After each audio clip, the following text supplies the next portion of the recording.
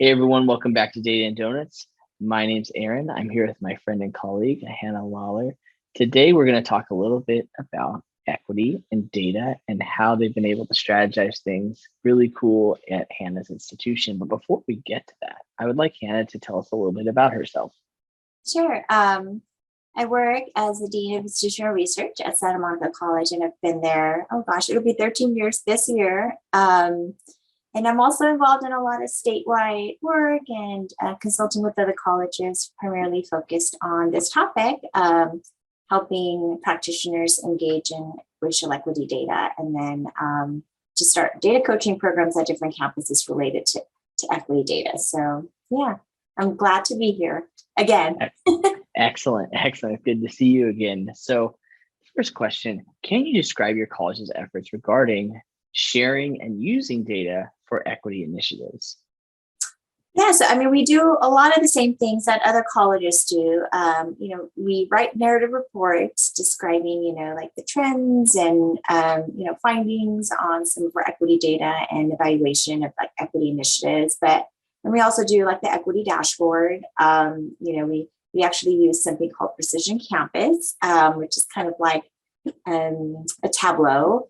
And but in addition to that, I think we try to be a little bit more proactive and engaging and reaching out to our community and communicating a lot of this data and making sure that people are using it. So kind of some of the examples that we do a lot of like facilitated discussions, and we like invite the whole campus to participate. So two kind of like series of events that we do every semester, something called Equity Speaks. And so we pick like very equity related topics. And so one time we actually invited the campus to come look at our student equity plan and, look at our performance on the equity metrics in the plan and discuss that. And then we also do a research roundtable series, and there always seems to be some kind of like equity lens to the articles or papers that we choose to talk about. And this upcoming one in the fall, we actually are discussing a paper that was recently published by one of our colleagues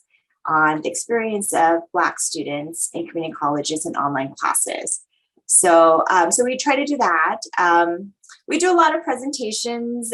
We invite ourselves to departments to try to facilitate data sense making. And we do kind of the bigger flex day. And we try to make it very super interactive, and we design a lot of reflection questions and activities to help people make sense of the data a little better, and then also know what to do with it. So, we very emphasize you can't look at equity data and know what to do to solve it, but that they have to engage in inquiry. And so we do a lot of trainings and things like that related to inquiry. And then lastly, we do a lot of scaffolding. So we created more recently. So we actually have an equity dashboard in Precision Campus where faculty who sign in, they only see their own classroom equity data related to course outcomes. And we created some 7 Canvas modules to help, they can use it to kind of a self-guide of making sense of the data and writing questions and learning about what if you want to survey students so you can understand why those gaps happen. We do a lot of that. So it's not as simple of an answer. We do it all. But I think the main point is that we just, we are proactive and we don't wait for people to come to us. When it comes to equity data, we try to kind of embed ourselves in the campus a little bit. Yeah. I think that's really cool. I think just a lot of those things I'm listening to you, I was like, yeah, I'm going to steal that. I'm going to take that idea. That's awesome. And so when others who are probably going to listen to this or even see all the cool things you're doing, how would you recommend, say if I came to you and said, hey, Hanna, I'd really like to try to do some of these activities. When we look to adopt and adapt practices we mentioned, what are things to take into consideration if we want to take on one of these efforts, like maybe a college-wide discussion? What would that look like? How would you recommend maybe to someone who's maybe a little bit newer or seasoned into the game, what that would be like? So my advice is make best friends on campus, because none of these things that I've mentioned, we do kind of in isolation in IR. We don't come up with these ideas on our own and then, we come up with ideas, but we don't try to implement them on their own. So we find department chairs and like, faculty who are funded through our equity funding and like our equity dean to try to collaborate on a lot of things. And so I think my advice is to find someone on campus who can give you input and help you like co-design a lot of these things and co-sponsor them, because that way those things are much more successful and it's much more meaningful, and kind of like resonate, especially with faculty in that way. And then I think another kind of opportunity is doing a lot more like action research projects. And so it's not this like linear, like you look at data, on your own, but like engaging faculty and practitioners to like do their own research. And so like getting them to like do surveys or focus groups on their own and like giving them the basics to understand how to do that, kind of in an ethical way. And so, yeah, I think that's kind of the two advice that I would, and it involves involving other people. I think that's super cool, and really how you enable others. And I like the idea of a partnership where it's not just coming directly out of this one office, that it's really coming as a collaborative forward, and using that, what you said is maybe faculty as the designers or classified professionals or other managers or constituents or stakeholders. I think that's a really key point to really gain that support. Yeah. And so now that you've told us about this cool infrastructure and fun things, how we can try to do the fun and cool things, do you have any success stories to tell about some of the cool things that you've done?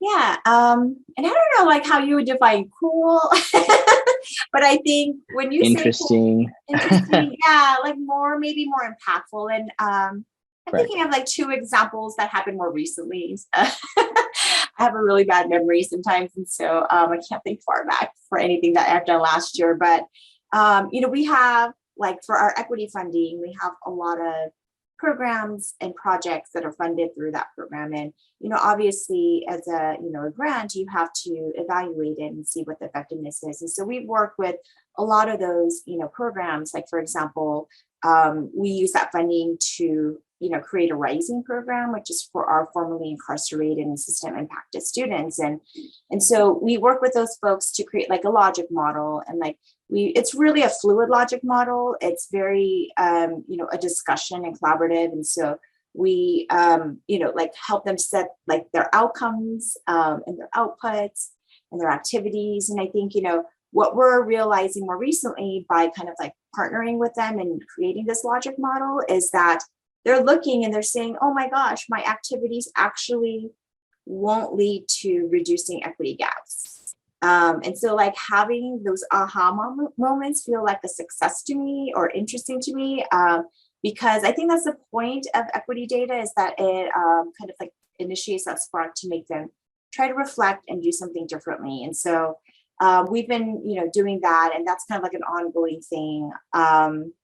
But a lot of program leaders kind of, I think, and we always like do like a workshop, like what is the difference between an output and an outcome metric and all of that. And so that's where that sparked. And then secondly, I'm known kind of as like the data coaching lady, right, across the state. And our fourth cohort of department chairs, they actually facilitated some student focus groups in the fall, around getting, trying to understand how racially minoritized students experience and understand grading policies, as well as how they like make sense of the communication they receive from faculty. And so, using kind of that data, and that really stemmed from initially looking at the course outcomes data disaggregated.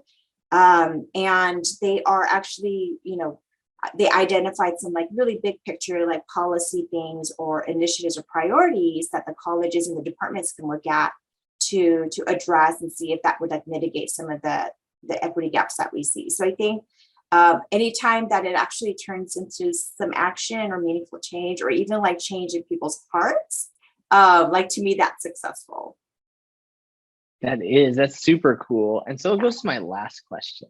So last time we asked what your favorite donut was. And so to build on that previous question, what do you prefer more, coffee or tea? Oh, coffee all the way. And I am a black coffee gal. And I drink like 3 cups a day. So excellent. Yeah. Excellent. Any brand you'd recommend? Oh, I'm like grocery store, like brand. I'm not very fancy. I think it's just because I drink so All much. good. Yeah. All good. I Sounds can't great. afford to, get the fancy. Right. Yeah. That's cool. Awesome. Well, thank you so much, Hannah, for sharing some of these insights. Hopefully, if you have any links, I can share those in the description. But hopefully, we'll talk again soon and follow up on more of the cool and exciting and impactful things that you're doing. So excellent. Well, I hope you have a good rest of your day. Okay. Thank you.